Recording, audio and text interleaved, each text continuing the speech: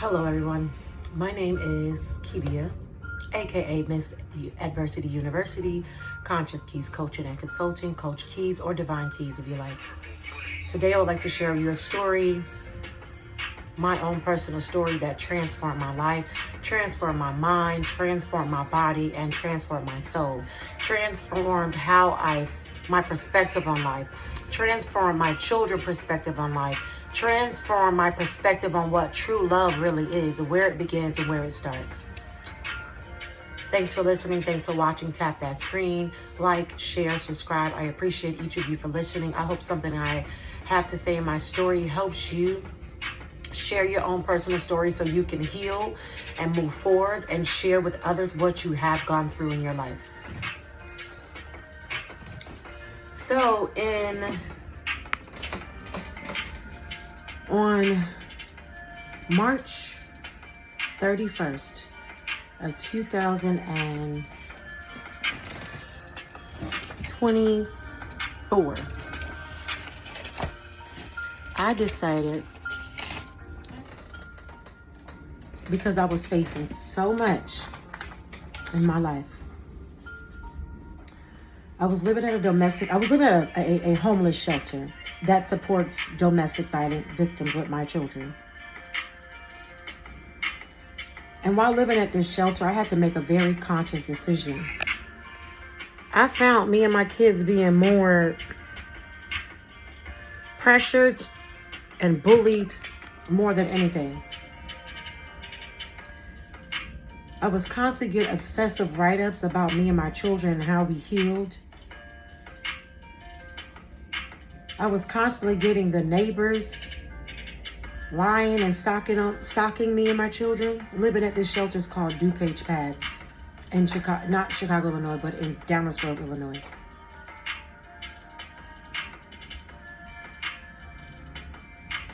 When I first started my homeless journey in Illinois, it started with DuPage Pads. That was the county I was living in. That was the current county that was offering services. I never thought that after using DuPage Pads in 2019, that I would have to come back 5 years later and use the same services to escape the same situation, the same person, people, places, and things.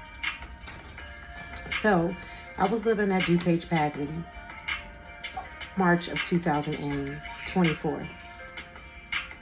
And it was hard for me as a mom. Shelters already have rules you have to follow. Okay? Countless rules that you have to follow. Curfews that you have to follow. What I did not like was the obituary write-ups. Every time they did room checks, it was always 3 or 4 of their workers knocking on our doors, examining my room, watching my spiritual work, watching me smoke, watching me dance, watching me do everything, giving me fake compliments. I felt like while living at this shelter, I was not ever being helped. I was always being picked at, nagged on for some stupid shit, something very minor or small.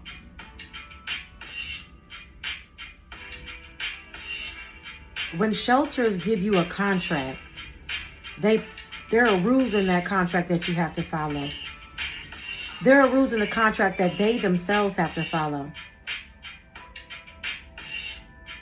Their staff were rude,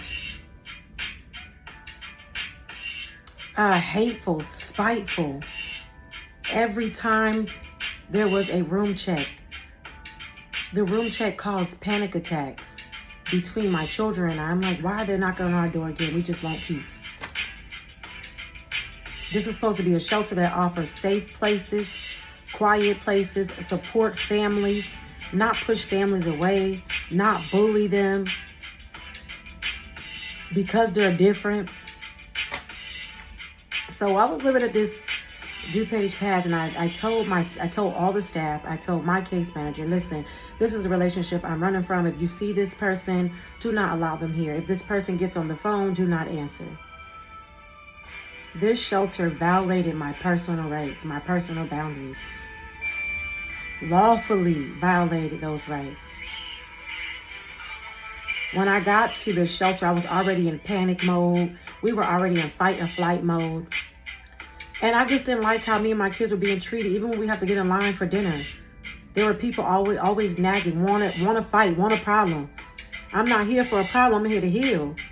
But what I did notice at this shelter, there were a lot of people related to each other that works there. There were a lot of close friends that worked to each other.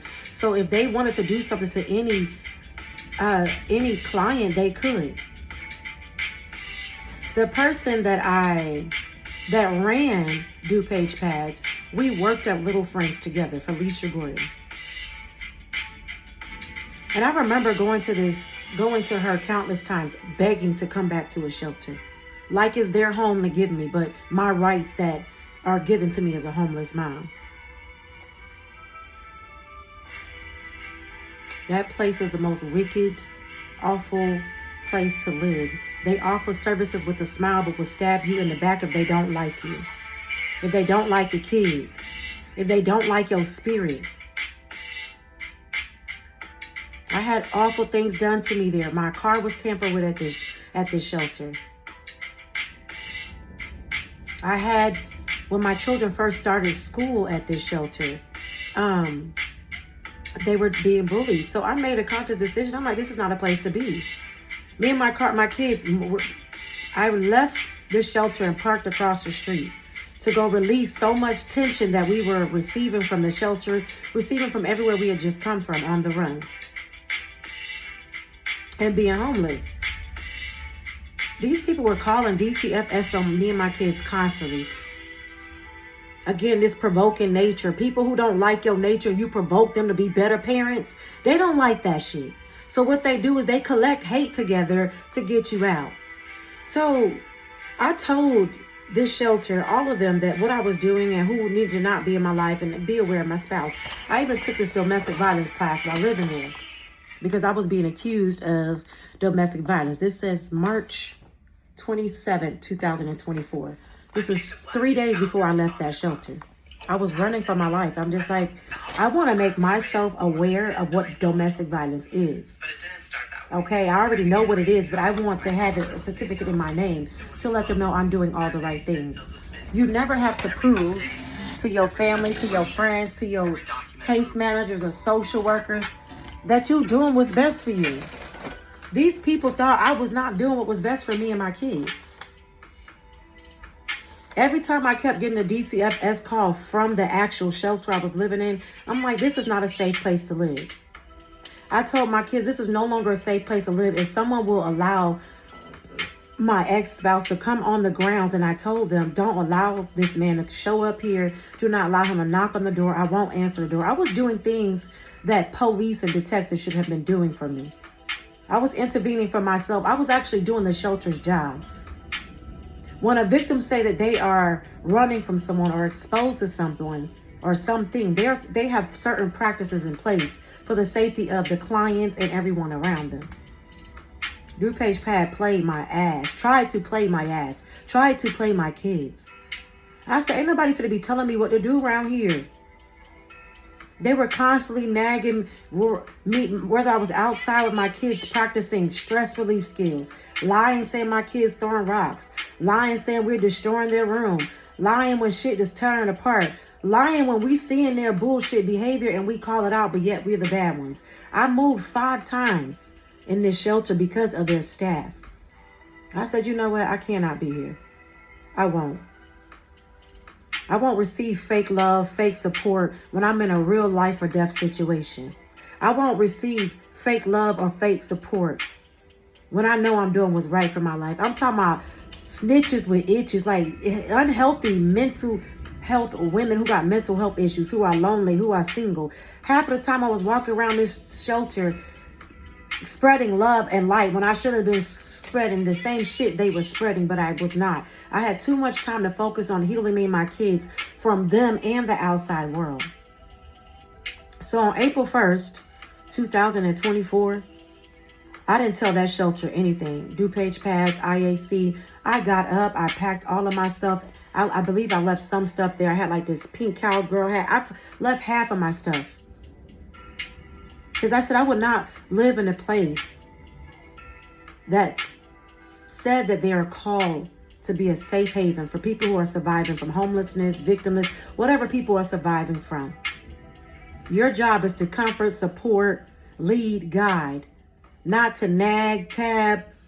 I'm talking about they was always on my ass in groups. Christy, Ramona, Bridget, what if your rent could pay Christy, itself? Loretta.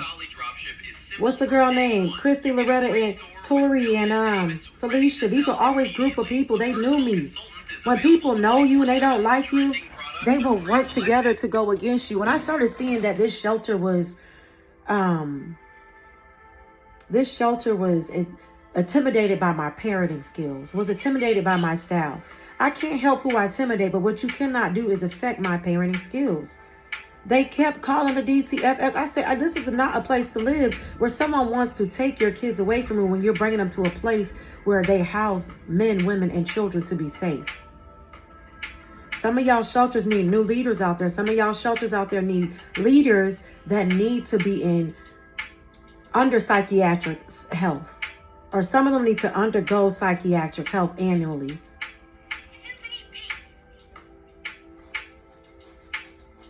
And some mid-annually, because some of you people who are working out there, you probably have done this to a lot of lives of people who are living in shelters and storages and think you guys can destroy lives.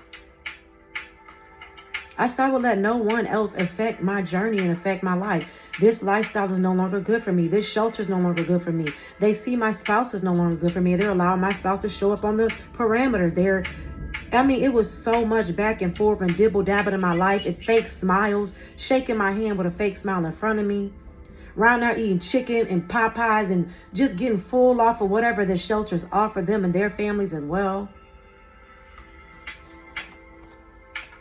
I worked in shelters. I was a foster mother.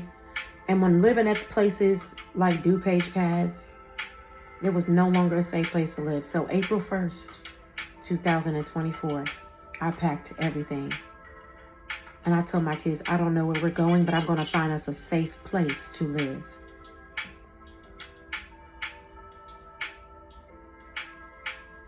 Because even the shelter that offers emotional, mental, psychological, physical safety was not offering me and my family that safety. They were offering harassment. I'm talking about severe harassment in groups just because they thought they could. They had no really hard, plausible truth to call DCFS on me and kept telling me to work with the DCFS workers. What this shelter did not know is they never knew my history before they met me. What they do not know is I've always been a safe person. So to recognize when an environment is no longer safe, that was my job to assess. And I'm so glad I took that journey on January 1st. I'm so glad I took that journey on January 1st and February 1st are significant dates while I'm speaking.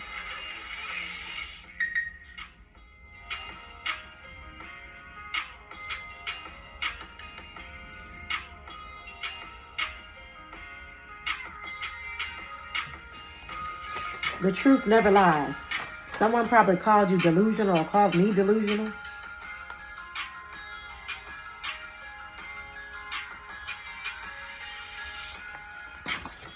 I was living when you have to escape from your own hometown, that's a very, very harsh, hard, cold feeling. But I want you to know that you can do it. So April 1st, I packed my kids in the car and I told them, I don't know what we're going to do. I received my taxes money and I got on the road. I said, we're going to figure it out. I'm going to find us a home, okay? I got on that road.